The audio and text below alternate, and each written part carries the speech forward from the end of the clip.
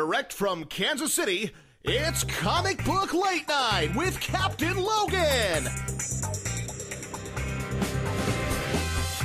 Featuring brand new comic book reviews, thoughts on comic news, obscure character of the week, and a little something from the comic vault. Tonight, Captain Logan welcomes Cullen Bunn.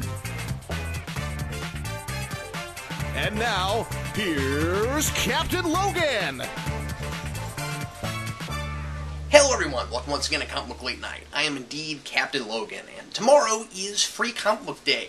This is the 10th year for Free Comic Book Day. All over the country there will be comic book stores participating in this. They'll have, a lot of them will have special guests signing things, and they'll be giving away free comics, and it's really great fun. One of the best days of the year for comic books and comic book stores. And Vince and I will be set up at, of course, Pop Culture Comics in Overland Park, Kansas. So if you're in the area, come check us out. We'll be there all day long from about 10 to 5, and we'll be giving away stuff, and we're going to have free comic books that we're giving away. That's something I like to do every year, and because here's the thing, a lot of the comic book companies give away good, free, full issue comic books, and so, do go, see what's there, but I did want to mention that sometimes, especially DC and Marvel, and some of the others also, will give away books that are not really comic books so much as they are big, ads for things. So, like, they'll pretend they're comic books and then it'll really just be like 5-6 page snippets of different stories trying to entice you to buy their books. Now,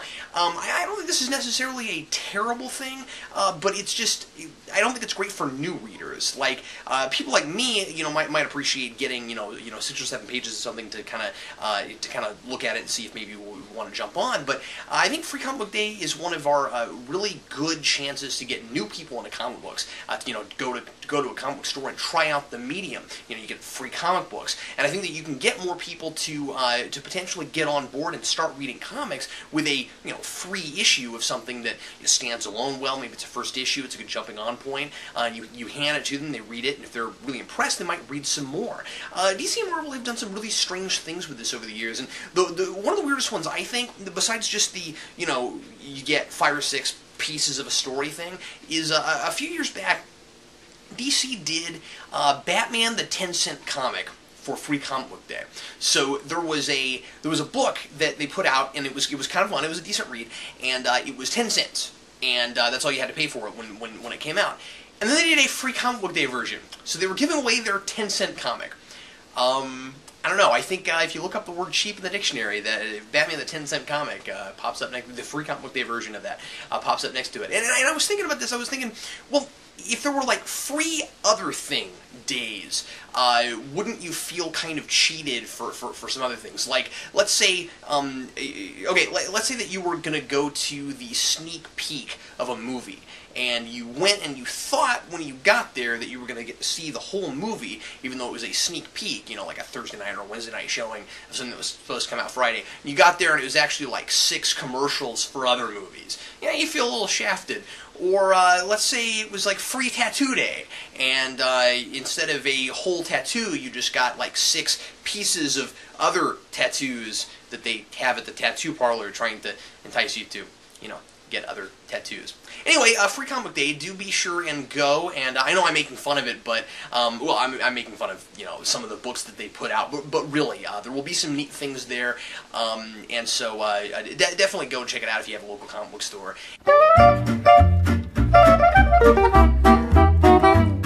You gotta keep your head clear and cool. You can't get uptight or be scared. Well, the only way to face a bad guy with a twisted heart, or anyone else who wants to make you do something you don't want to do, is to go straight at him. Be cool. Be yourself. And that's as straight up as it gets. All right. Yeah. Yo!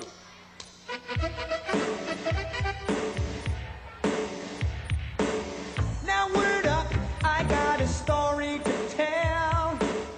It starts way back when we were coming out of our shells.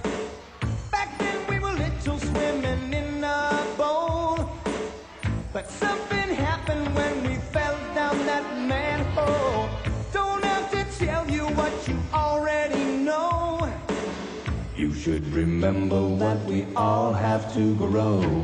Hey, I'm going to have a a great show for you tonight. Tonight I'm going to talk to Cullen Bunn, who has a brand new Fear Itself tie-in coming out, and he's doing Fear Itself the Deep.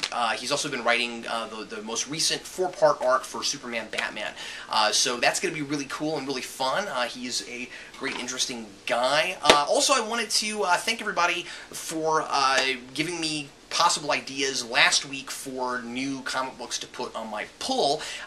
Nobody really won out. There were a whole lot of different ideas and not a lot of recurring ones, except for, strangely, The Real Manos' Red Knight, which I will be reading already. I'm not counting that. I already had that slated. But I am going to, one or two people mentioned the new Moon Knight series, and I will be reviewing that tonight. I picked up the first issue, and I may start doing one or two of the other things that were on that list, but I will be doing Moon Knight starting tonight. So Cullen Bunn and more, but right now it's time, of course, for brand new comic book reviews.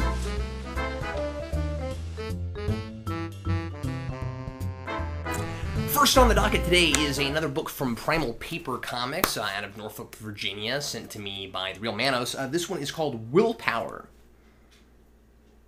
Vince White weaves a science fiction tale that harkens back to the pulps and the sci-fi comics of the 40s. All the classic themes and tropes are here. The absent-minded, if not mad scientist who creates many incredible devices without considering the consequences. Science so complex and fantastic it's nearly indistinguishable from magic. The hero, as well as some scary creatures, all born out of scientific catastrophe, and the hero's name echoing the ideas of the book. His actual name is William Power, or Willpower, which is wonderfully classic comic book. Will was so small when he was born that the doctors didn't think he would survive, and his name reflects his will to live and persevere. When we first meet him, he's the star football player at his high school. His father, Professor Power, is working on an invention that can change the density of matter. Naturally, something goes horribly wrong, and it changes the density of all matter in the whole universe. The only way Will can be unaffected by this is if he goes into another of his father's inventions, a chamber that completely protects him from whatever is happening outside of it. When he finally comes out, he finds he is the densest thing in the universe and has Superman-like abilities, super strength, and a form of X-ray vision, because matter looks extremely thin to him. It's probably no coincidence, by the way, that his eyes are often drawn squinty like the earliest appearances of Superman, but it's by no means a blatant ripoff of the character. He simply embodies some traits that come off as a respectful homage. I love how every invention that's mentioned in that early scene in the lab comes up and is a major element to the story, including a time machine that still has some bugs to work out, which becomes important to the final pages. Vince White is an extremely competent writer and artist. His panels look polished, detailed, and there's plenty of variety to the layout. The pages are often busy and exciting, with places to breathe as well, like a full page showing us the universe and what's happening to it. Will is instantly likable and proactive. He doesn't want to leave his father, but the professor forces him. And though a bit of an archetype, which seems intentional, he's just the kind of guy you want to have superpowers, and you can tell he has the responsibility instilled to know what to do with them. A lot of fun twists and turns, and some really colorful, though it's in black and white, and strange characters. I'm definitely intrigued to see more, and I highly recommend checking out Primal Paper and giving the series a chance, especially if you have a love for pulps and classic science fiction. And as I said last time I reviewed something from Primal Paper, be sure to talk to The Real Manos if you'd like to try this out, or go to check out one of Primal Paper's many pages on Facebook. And now let's jump over to Marvel and take a look at Fear Itself, Book 2. You know, I wasn't real impressed with the first issue, but this one really delivers the goods. The gods have turned against humanity, and everyone's afraid, humans and superheroes alike.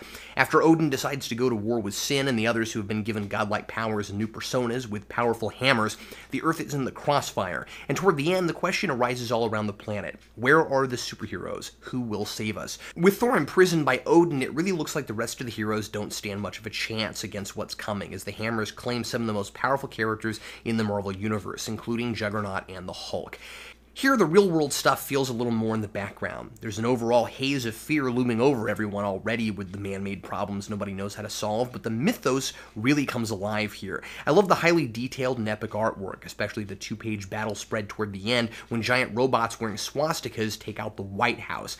I really feel for Steve Rogers, trying to keep the Avengers' morale up the best he can, but he seems to know there's not much they can do against this threat. People will be hurt, scared, panicking, he says. Keep the peace, Avengers, and be safe. And when you get to the very end, it seems like all hope is lost. Suddenly, this event really feels like the big scary deal it was advertised as, and I really like the overall ambiance, which I can only describe as 9/11 or Pearl Harbor times 1,000. I hope after all this very competent setup with all the hammers being handed out that Fraction really jumps into some thick storytelling next issue. And let's jump over to the anticipated Bendis Moon Knight #1. I really like Bendis, and I knew next to nothing about Moon Knight before this. Bendis' name got me interested, and so I'm glad I went ahead and gave it a shot. The character is instantly fascinating, a guy with a history of mental instability who hasn't been doing the superhero thing lately, instead focusing on being the star of a TV show based on the legend of Nanshu, which he believes resurrected him a long time ago outside an Egyptian temple to become Moon Knight. This is a great way to get the exposition of his origin out of the way for new readers, and this is absolutely for people who have never read anything about Moon Knight, as well as those who have. Captain America, Spider-Man, and Wolverine show up to ask him to start being Moon Knight again and investigate some illegal activities in the LA area. Cap has a speech about how Moon Knight is an Avenger now, so he has to fight crime wherever he chooses to live. He stumbles on a plot by Mr. Hyde, who has stolen an Ultron, and questions arise as to why anyone would want a dead Ultron. Wolverine and Cap speculate that it probably has something to do with the adamantium they're built from. I had always heard that Moon Knight had multiple personality issues, and I wondered where that was in the book until I got to the end.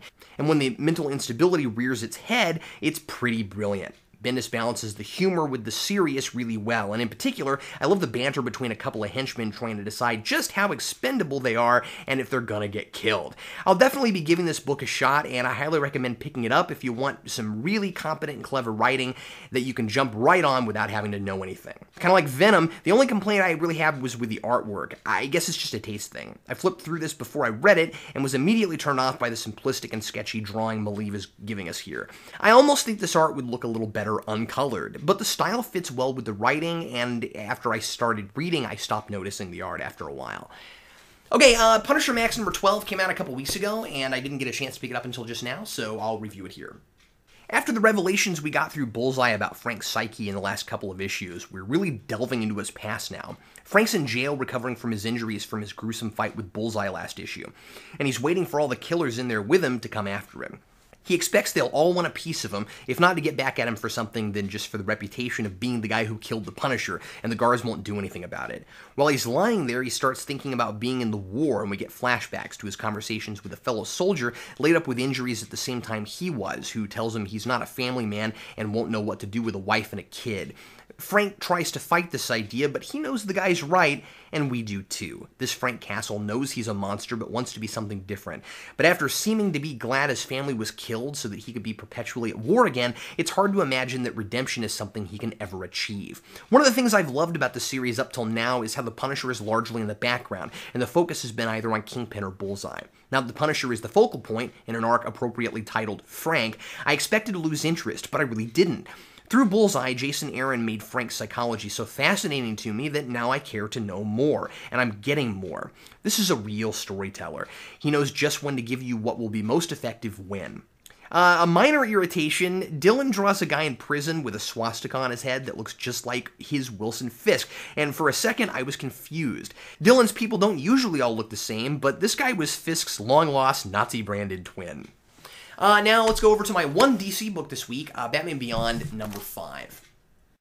Finally focusing on some of the major elements of the animated series, we've got a big shakeup at Wayne Powers Industries. Paxton Powers, the son of Blight, one of the animated show's main villains, is released from prison, which starts a huge riot at Bruce Wayne's company. Terry has to play crowd control while Bruce investigates a man named Godfrey, who he believes is working for Paxton. There's a lot of interesting corporate espionage stuff that I won't get into, but it's nice to see Bruce out and getting things done on his own. Meanwhile, Terry's girlfriend Dana finally decides to break up with him since he's never around, and we find that her brother has just been released from prison too. Coincidence? I think not. The big reveal at the end is somewhat predictable, but it's cool because it's something I hope to see, and this is a great start to what looks like a more serious and maybe even a little more sophisticated arc. That's it for new comic reviews, and now, on to the news!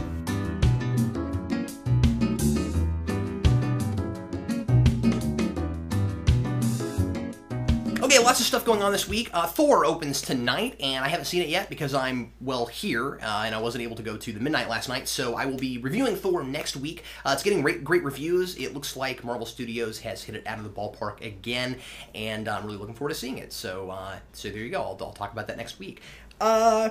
So last week, something I didn't talk about, I reviewed Action Comics 900, but I didn't talk about Superman renouncing his American citizenship, which has become a huge deal in the press.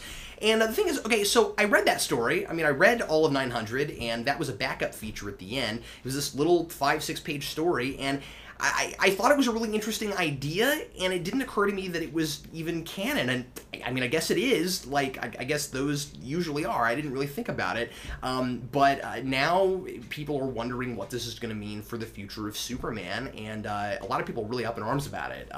People are saying that, you know, it marks the decline of America and that kind of thing. And yeah, I don't really want to get too much into the politics of the whole thing, but what I kind of wonder is, was Superman an American citizen in the first place? I mean, like, Clark Kent is not renouncing his American citizenship, of course, so you have somewhat of a conflict of interest there, I suppose, but Superman is not, you know, a card-carrying American citizen, so I just think it's kind of amusing that he could renounce his citizenship like that.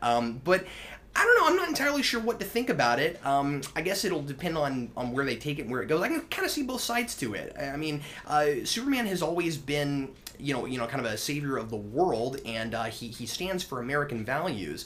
But I can kind of see his point in that story, and I thought that it was written right, where he's trying to stop a really violent protest from getting really violent just by showing up, and in a foreign country. And when he gets back, the American government is upset with him because they think that he's influencing policy by doing that. And so he decides, well, you know, if that's how you feel about it, then I better renounce my American citizenship. And he says that truth, justice, and the American way isn't working anymore. It's a sign of the times. It is kind of sad, and you know, I'm not especially thrilled with the idea. But again, I can kind of see both points there, and it's interesting. I would certainly hope that this isn't something that he does forever, assuming that it's actually going to influence, you know, later DC canon. Okay, tomorrow, as I mentioned before, is Free Comic Book Day, and I wanted to tell you a little bit about some of the books that you can get on Free Comic Book Day from some of the various companies. New England Comics is going to have a free tick issue. Blue Water is doing The Misadventures of Adam West, which looks kind of fun. Viper has an Inspector Gadget comic. Top Cow is doing a Darkness 2 prequel for the video game. There's of course, Green Lantern Flashpoint Special Edition. Marvel has an Amazing Spider-Man book. IDW is doing a Lock and Key book. Image is doing something called Super Dinosaur, which looks kind of interesting. And naturally, Marvel is doing a Captain America / Thor book. So anyway, that's some of the stuff that you can get on Free Comic Book Day. Check it out.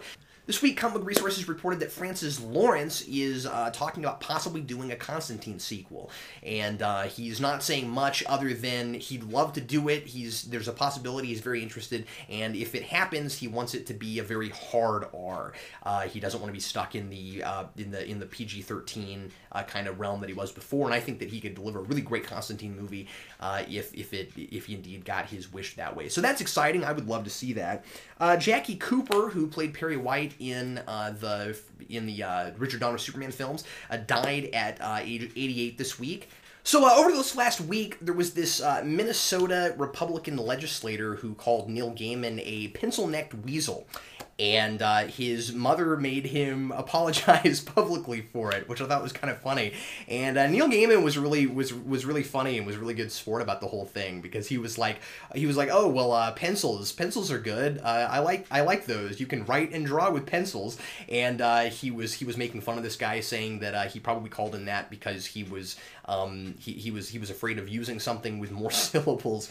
But apparently the whole deal was, and it's really kind of technical, this guy didn't like the fact that the city of Minnesota gave Neil Gaiman, according to him, apparently like $45,000 to speak at this library. And apparently the idea was that their arts department in the city had so much money that they had to spend by the end of the year, or it didn't roll over. And so they gave Neil Gaiman this big sum. And Gaiman says it was actually only like $33,000. But that's neither here nor there, because he called him a weasel for taking it, and Neil Gaiman gave it all to charity. And it was he went on record to say that he gave it to charity. He thought it was too much money also, and he gave it away. So this guy was just being ridiculous, and it just goes to show you that how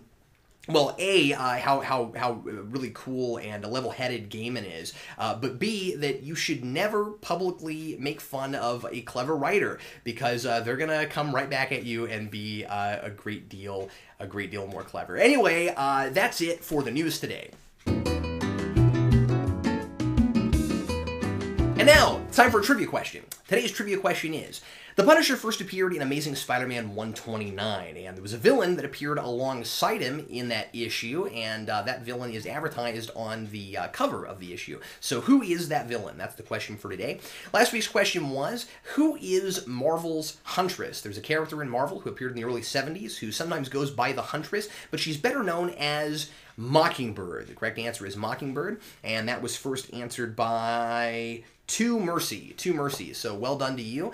And now it's time for another exciting edition of Know Your Batmobiles. Here is a very odd-looking Batmobile, and you can probably tell that this Batmobile is not from a comic book. If you can kind of guess where this Batmobile came from, it might help you figure out the year. And so, is it from 1979, 1981, or 1984? And I'll be back at the end of the show to tell you what year it's from.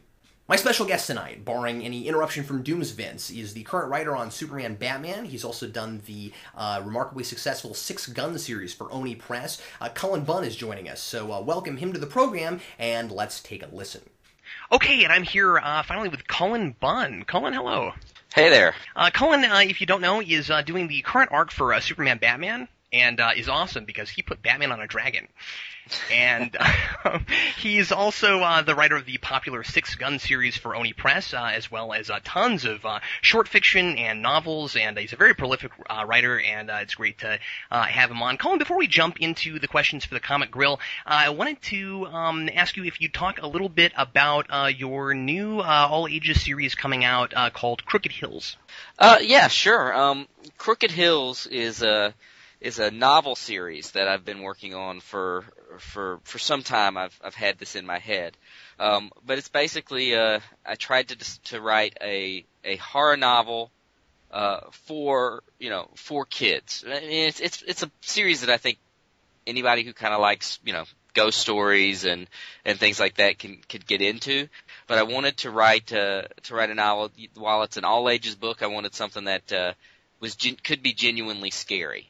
And it's basically set in the Missouri Ozarks, in what I've been calling the most haunted town haunted small town in America. That a young boy moves to that area and gets embroiled into some trouble with a nefarious witch that used to haunt the place. Very cool. Yeah, it's a lot of fun. I think it comes out the first book comes out in October, and then the publisher, it's being published by Evil Eye Books, is going to be doing. I think they're shooting for doing one a year. Okay, awesome. So is it kind of lengthy then? I've got several books in the series. I have sort of a general outline in my head of what's going to happen with the novel series, but we could do more if the readers demanded it. So would you say that it's kind of like Goosebumps but way scarier? Like bad things actually happen to people in this series? Yeah, it's probably the next step up, beyond a reader that was reading the Goosebumps books.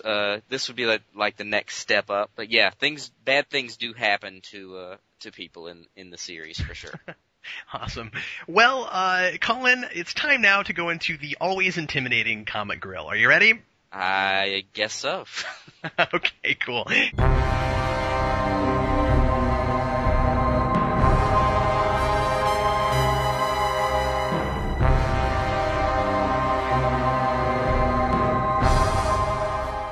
question number one. So you and I met at Planet Comic-Con, and when we talked, you mentioned that one of the things that you enjoy about doing Superman Batman is playing in the DC universe without having to worry so much about continuity, since that book's about one-shot and short multi-part stories. Would you say that we need to have more books in that kind of format where you can pick up one or two issues and know what's going on?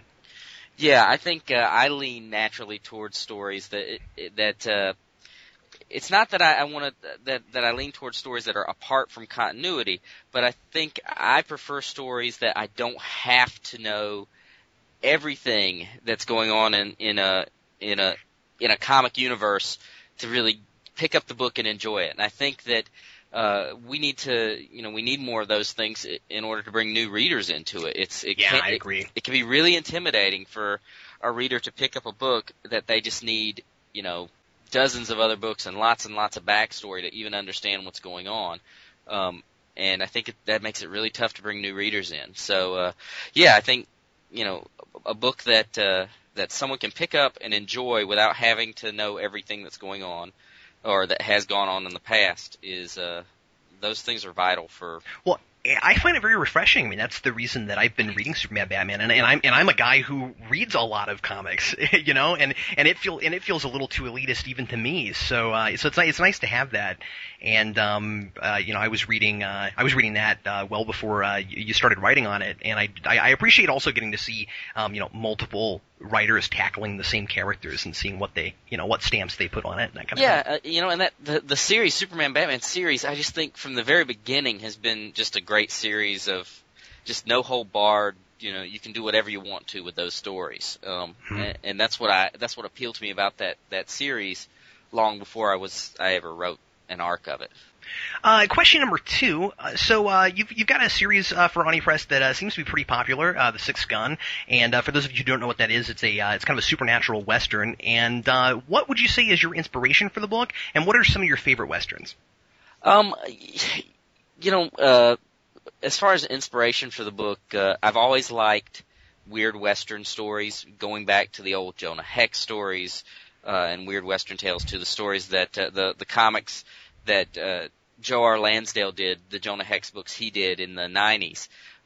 Even before that, Joe R. Lansdale is a fiction writer, and he wrote a series or a novella called Dead in the West that I think is probably my biggest inspiration in terms of weird westerns. And that's probably what got me started, that got me kind of thinking about doing that kind of comic. Probably my favorite western is The Outlaw Josie Wales.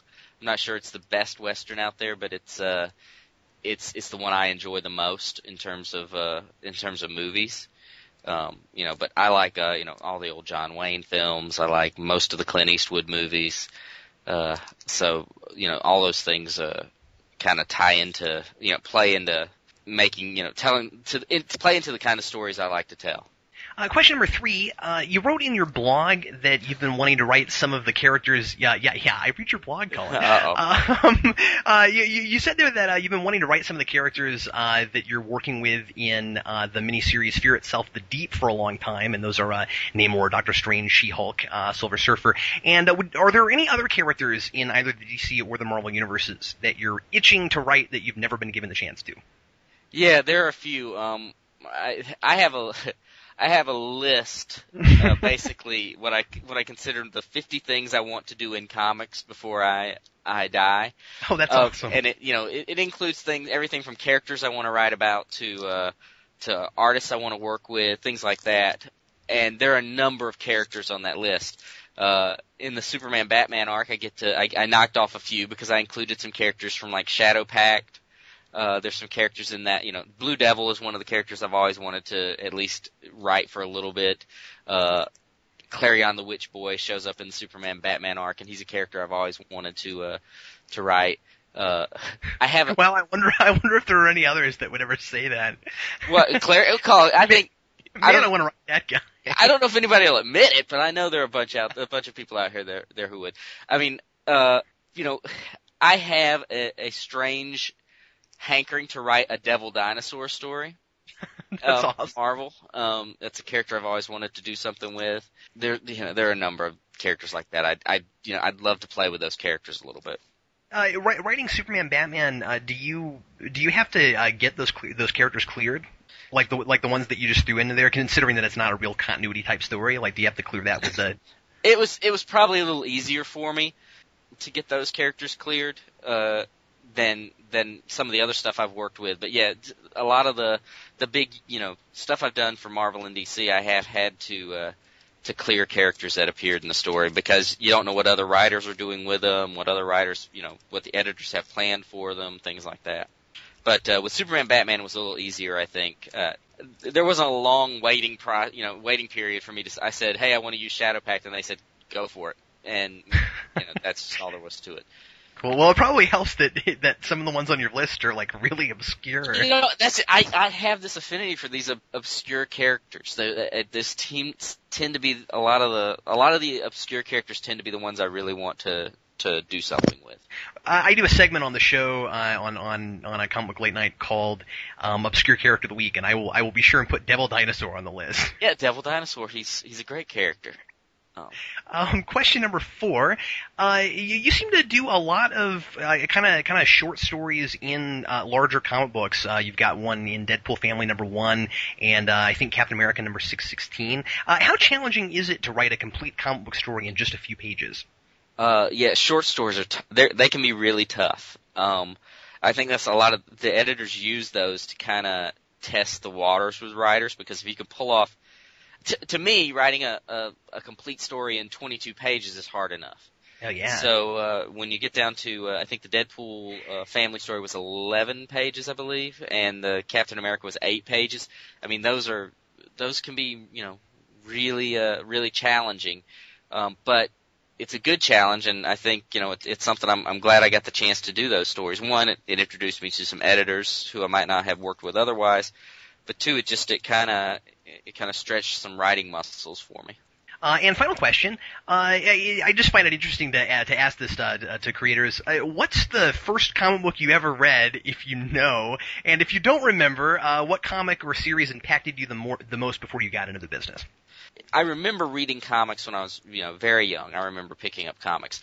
The first comic that I remember sitting down and actually reading was an issue of Avengers, and I think it was somewhere in the the 150s, something like that.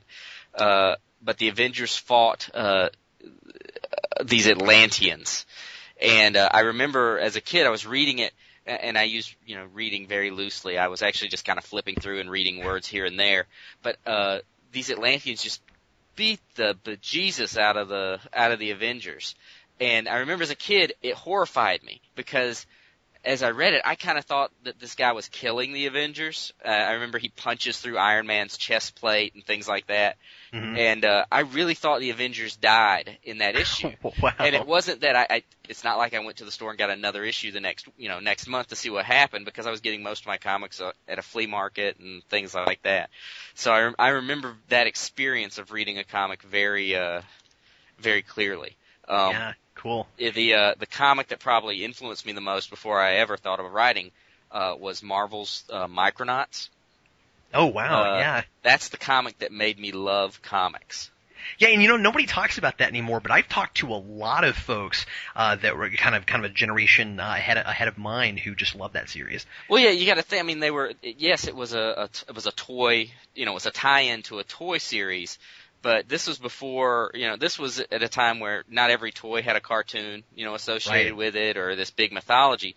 They actually, Marvel created that mythology right there for the toy line. And it was just a solid series all the way through. Well, Cullen, thanks a whole lot for being on the show. This was a lot of fun. Hey, I really appreciate it. And everybody be sure and check out Cullen's arc on Superman Batman if you haven't been reading it. Read The Sixth Gun, and check out all of Cullen's other stuff, man. You've got a ridiculously long list of things you've written, and it's great that you're so prolific and that you're doing so well. I appreciate it. Yeah, everybody check out The Sixth Gun for sure, and you can always, you're a fan of my blog, but everybody else can go there too to see what else I'm up to. And okay, now back to the show. Today's Obscure Character of the Week is brought to you by Thor, increasing hammer sales at hardware stores like no character ever has. Have you ever heard of, well, Thor from other comic book companies? Well, I'll mention a few. DC had a Thor that shows up in Neil Gaiman's Sandman. He, Odin, and Loki try to get the key of hell and fail. Then there was one in Comico, and this is the weirdest one. This Thor first appears in Elementals number 23. Believing the world to be entering a new heroic age, the God of Thunder gets his servant to put together a typical superhero costume which he calls skin-tight and gaudy, and decides to attack the Elementals, presumably to test them. He moves out of his underground house on the moon, of course, where else would the God of Thunder live, and goes to Earth. But the Elementals don't want anything to do with him, probably because he started a forest fire. But the Elementals give the government Thor's telephone number, however that works. He's part of the Oblivion War, and on the Oblivion planet, he encounters Lord Saker, who beats the crap out of him. Thor, for no good reason, speaks with a fake British accent until Saker beats him, and then he knocks it off. He also has a hard time telling reality and television apart, and thinks the $6 Million Man is real. There is an evil Thor in Youngblood, and then Quality Comics Manhunter has a robot dog named Thor. And there's also a few others. Special thanks to Toby9975432 for suggesting this week's Obscure Character of the Week. Hey, if you have an idea for Obscure Character of the Week, some fan art you want to show off, a question you'd like me to answer on the show, something you want me to review, or anything like that, I'd love to hear from you. Just send me a personal message over to Geekvolution, or you can also send me a letter or a package to Geekvolution's P.O. Box. And feel free to send me things to review there also. And now it's time to find out what amazing thing I've pulled from the incredible, giant vortex we call the Comic Vault.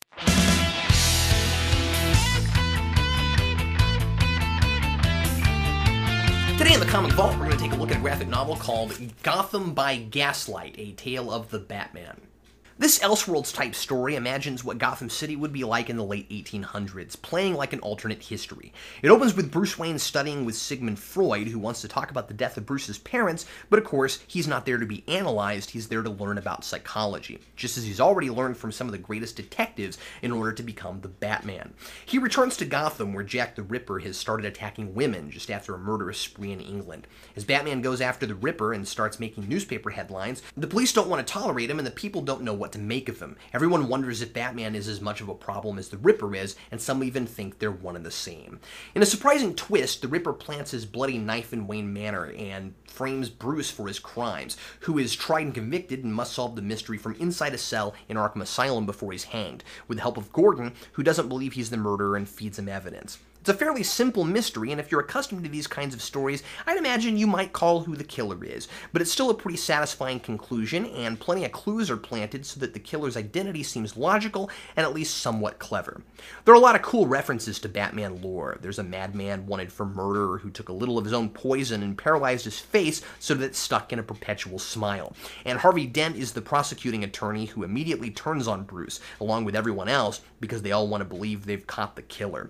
The book is drawn by none other than Hellboy creator Mike Mignola, whose dark and rough drawings are appropriate for this period, and he creates a 19th century Gotham that's just as brooding as the one we're accustomed to. Much of the exposition is given through Bruce's journal, which is a natural way to do it, and some of the best writing is in these portions. The mystery, the character motivations, and the style of Batman are all intact, but he still fits very well into this period, proving that the idea of Batman is a timeless one. Gotham by Gaslight is available today on our eBay page. We're also selling several other trades and graphic novels, mostly from DC, including JLA Island of Dr. Moreau, Run Riddler Run, Robin 3000, Green Lantern Silver Surfer, and Scar of the Bat. Now it's time to find out what year our Batmobile is from today. This very odd-looking Batmobile is indeed from 1981, and this was called a fun screen, which was something that fit over an Etch-a-Sketch and you traced over it. Well, hey, that's all the time I have for you tonight. I want to thank my special guest once again, Cullen Bunn, for being on the program. Thank you very much for watching. If you're ever in the Kansas City area, be sure to check out Pop Culture Comics in Overland Park, Kansas. That's my favorite place to get comics and our official sponsor. Try to see Thor this weekend or during the week if you get a chance. It looks fantastic, and I'm going to talk about it on the show next week, like I said. And remember, if there's a superhero in your area and you're trying to figure out who it is, the best place to start is the phone book. See whose first and last names begin with the same letter. That's it for tonight. I'm Captain Logan, signing off.